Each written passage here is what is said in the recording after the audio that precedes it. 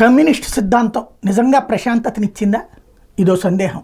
ఎందుకయ్యా అంటే Russia unrest, వాళ్ళందరూ పక్క దేశాలకు పోతూ ఉంటారు.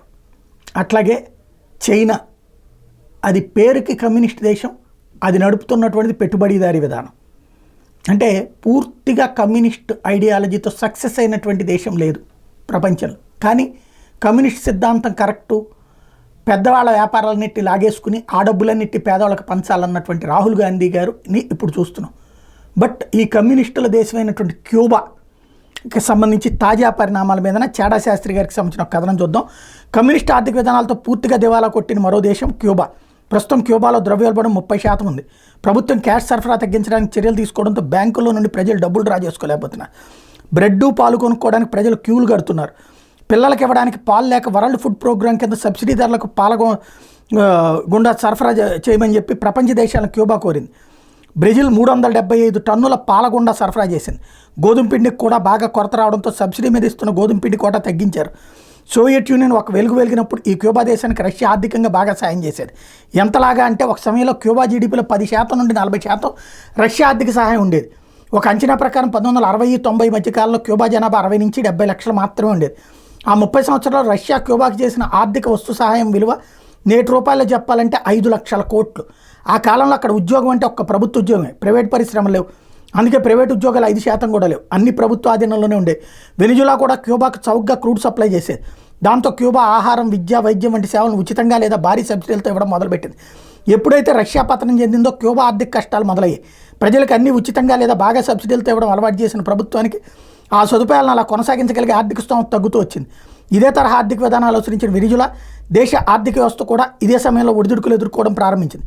ప్రస్తుతం పూర్తిగా దివాలా తీసింది. ఈ పరిణామాలతో క్యూబా ఆ తర్వాత కాలంలో కొద్దిగా ఆర్థిక సంస్కరణలు మొదలుపెట్టి ప్రైవేట్ పెట్టుబడులు ఆహ్వానించడంతో ప్రైవేట్ పరిశ్రమలు, సేవల రంగం పుంజుకుని వాటిలో ఒక 30% వరకు ఉద్యోగ కల్పన పెరిగింది.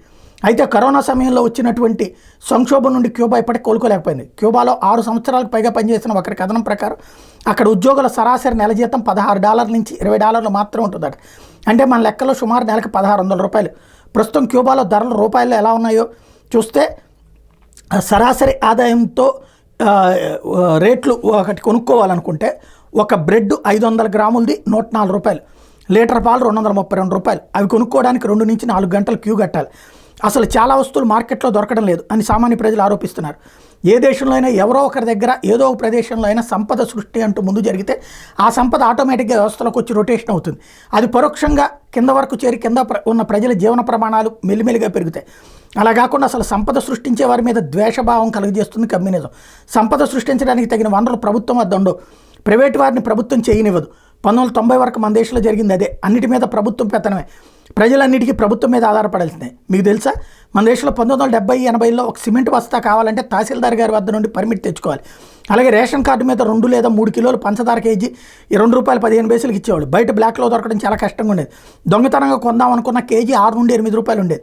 1970లో చాడా శాస్త్రి గారు అక్కయ్య పెళ్లికి 20 కేజీలు పంచదార కావాలంటే పార్వతీపురంలో ఎంత పలుకుబడి ఉపయోగించి ప్రయత్నించి దొరకలేదు.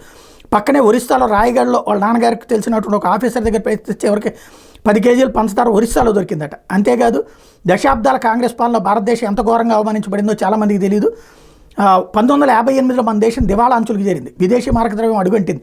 అప్పుడు ప్రపంచ బ్యాంకును వేడుకుంటే భారత్ సహాయం చేయడం కోసం అని చెప్పి కొన్ని అభివృద్ధి చెందిన దేశాలు సభ్యులుగా ఇండియా కన్సార్టియం అని లేదా ఎయిర్ ఇండియా కన్సార్టియం అని ఒక గ్రూప్ ప్రారంభించారు. ఇది మొదట్లో సంవత్సరానికి 2 సార్లు, తర్వాత సంవత్సరానికి ఒకసారి సమావేశం అవుతూ భారతదేశ ఆర్థిక అవసరాల గురించి మరియు అందించవలసిన ఆర్థిక సాయం గురించి చర్చించి నిర్ణయం తీసుకునేది. భారతదేశానికి డబ్బు విరాళంగా ఇవ్వడానికి ప్రపంచ దేశాలు ఈ వార్షిక సమావేశాలు నిర్వహిస్తుండే. ఇది 1958 నుంచి 2000 వరకు కొనసాగింది. చివరికి అటల్జీ అధికారంలో ఉన్నప్పుడు ఆగిపోయింది. నెహ్రూ ఇందిరా సోషలిజం పాలనలో దేశం ఇటువంటి గొప్ప స్వర్ణయుగం చూసిందని కొందరు నెహ్రూ ఇందిరా అభిమానులు ఇప్పటికీ మనల్ని ఊదరగొడుతూ ఉంటారు. 40 సంవత్సరాలకు పైగా నెహ్రూ ఇందిరా అవలంబించిన ఆ సోషలిస్ట్ ఆర్థిక విధానాల వల్ల దేశం 1958లో కాదు మధ్యలో కూడా పలుసార్లు ఆర్థిక సంక్షోభాలు తలెత్తడం, దాంతో కావాలి అని మనమే కొన్నిసార్లు మన రూపాయి విలువ భారీ తగ్గించుకోవడం చేశాం. అయితే 1990 వచ్చేసరికి మరీ ఇబ్బంది స్థితికి చేరి దేశం నడవడానికి విదేశీ బ్యాంకులో బంగారం తాకట్టు పెట్టుకునే పరిస్థితి వచ్చింది. అలాగే అప్పులు కావాలంటే దేశంలో సరళీకృత ఆర్థిక విధానాలు అమలు చేస్తామంటే అప్పులు ఇస్తామని ప్రపంచ బ్యాంకు IMF కఠిన షరతులు విధించి అప్పులు ఇస్తే తప్పనిసరి పరిస్థితుల్లో PV నేతృత్వంలో కాంగ్రెస్ ప్రభుత్వం ఉదారవాద ఆర్థిక సంస్కరణలు ప్రవేశపెట్టి చాలా రంగాల్లో ప్రైవేట్ పెట్టుబడులను ప్రోత్సహించింది.